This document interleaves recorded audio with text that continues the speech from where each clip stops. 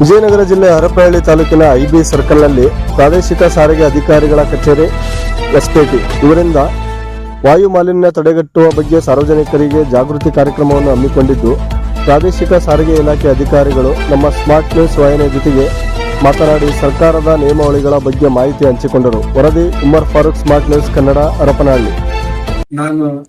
ನನ್ನ ಹೆಸರು ಜಗದೀಶ್ ಎಚ್.ಎಸ್, ಹಿರಿಯ ಮೋಟಾರ್ ವಾಹನ ನಿರೀಕ್ಷಕ.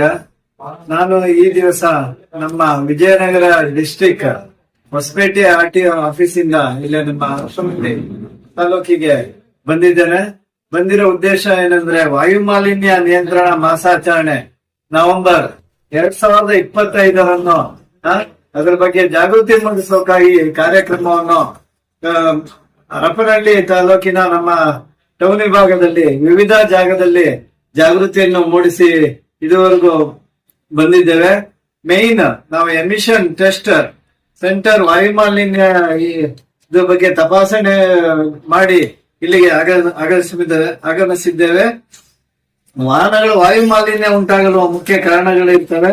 ವಾಹನಗಳು ಕೆಟ್ಟ ರೀತಿಯ ನಿರ್ವಹಣೆ, ಕಲಬೆರಕೆ ಇಂಧನ, ಪೆಟ್ರೋಲ್ ಮತ್ತು ಡೀಸೆಲ್ ನಲ್ಲಿ ಸೀಮೆಎಣ್ಣೆ ಬೆರೆಸುವುದು, ಕಡಿಮೆ ಬೆಲೆಯ ಕಳಪೆ ಇಂಜಿನ್ ಆಯಿಲ್ ಬಳಸುವುದರಿಂದ ಇತರ ಹಲವಾರು ಕಾರಣಗಳಿಂದ ನಮ್ಮ ವಾಯು ಮಾಲಿನ್ಯ ಉಂಟಾಗುತ್ತವೆ. ಇವತ್ತಿನ ದಿವಸಗಳಲ್ಲಿ ಎಲ್ಲರ ಮನೆಗಳಲ್ಲೂ ಒಂದಲ್ಲ ಎರಡು ವಾಹನಗಳಲ್ಲೂ ಇರುತ್ತವೆ. ಅವುಗಳನ್ನು ಸುಸ್ಥಿತಿಯಲ್ಲಿ ಕಾಪಾಡಿಕೊಳ್ಳುವುದು ನಿಮ್ಮೆಲ್ಲರ ಕರ್ತವ್ಯವಾಗಿರುತ್ತದೆ. ಅದರಿಂದ ಈ ವಾಯು ಮಾಲಿನ್ಯವನ್ನು ತಡೆಗಟ್ಟಬಹುದು. ಅದರಿಂದ ಪರಿಸರಕ್ಕೆ ತುಂಬಾ ಹಾನಿಯಾಗಿ ನಮಗೆ, ನಮ್ಮ ಪೀಳಿಗೆಗೆ, ಎಲ್ಲರಿಗೂ ಅದು ತುಂಬಾ ಅನಾನುಕೂಲವಾಗುತ್ತದೆ.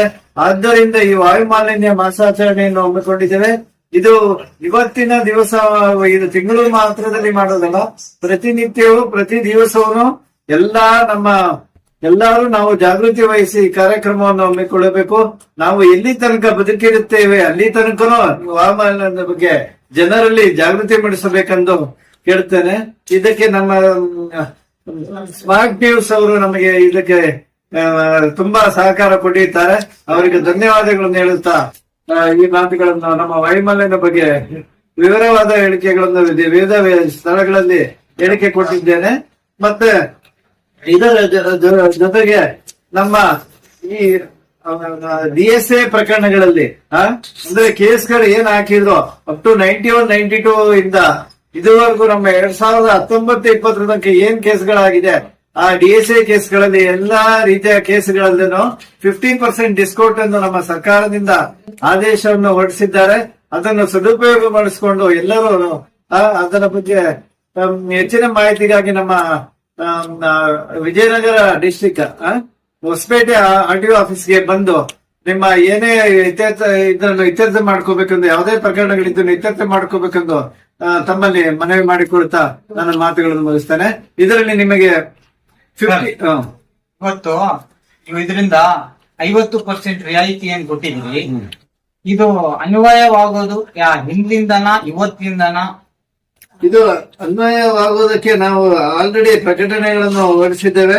1991-92ರಿಂದ 2019-20 ತನಕ ಈ ಅವಧಿಯಲ್ಲಿ ಏನು ನಮ್ಮ ಮೋಟಾರು ವಾಹನ ಕಾಯ್ದೆಗೆ ಸಂಬಂಧಪಟ್ಟ ನಿಯಮಗಳ ಉಲ್ಲಂಘನೆ ಮಾಡಿರ್ತಾರೆ ಅಂತದಕ್ಕೆಲ್ಲರೂ ಇದು 50% ರಿಯಾಯಿತಿಯನ್ನು ಸರ್ಕಾರವೇ ಘೋಷಿಸಿದೆ. ಇದನ್ನು ಸದುಪಯೋಗ ಪಡಿಸಬೇಕೆಂದು ಕೇಳ್ಕೊಳ್ತೇನೆ. ಮತ್ತು ಈ DSA ಕೇಸ್ಗಳು ನೀವು ಇತ್ಯರ್ಥಗೊಳಿಸಿಕೊಳ್ಳುವುದು ಕೊನೆಯ ದಿನಾಂಕ 12/12/2025 ಕಡೆಯ ದಿನವಾಗಿರುತ್ತೆ ಎಂದು ತಮಗೆ ತಿಳಿಬಯಸುತ್ತೇನೆ. ಇದು ದಿನಾಂಕ 21/11/2025 ಪ್ರಾರಂಭವಾಗಿ ದಿನಾಂಕ 12/12/2025 ಒಳಗಡೆಗೆ ಅದರೊಳಗಡೆ ಯಾರು ಬರ್ತಾರೆ ಅವರಿಗೆ 50% ಡಿಸ್ಕೌಂಟ್ ಕೊಡಬೇಕೆಂದು ಸರ್ಕಾರವೇ ನಿರ್ಧರಿಸಿದ ಅದನ್ನು ನಾವು ಪಾಲನೆ ಮಾಡುತ್ತೇವೆ. ಹಂಗಾಗಿ ಆದಷ್ಟು ಬೇಗ ಶೀಘ್ರದಲ್ಲೇ ನಮ್ಮ RTO ಆಫೀಸ್ ಕಚೇರಿ ಹೊಸಪೇಟೆಗೆ ಬಂದು ವಿಜಯನಗರ ಡಿಸ್ಟ್ರಿಕ್ಟ್ ಇಲ್ಲಿಗೆ ಬಂದು ನಿಮ್ಮ DSA ಪ್ರಕರಣಗಳು ಯಾವುದಾದ್ರೂ ಇದ್ದಲ್ಲಿ ಇತ್ಯರ್ಥಗೊಳಿಸಬೇಕೆಂದು ತಿಳಿಸ ಬಯಸುತ್ತೇನೆ.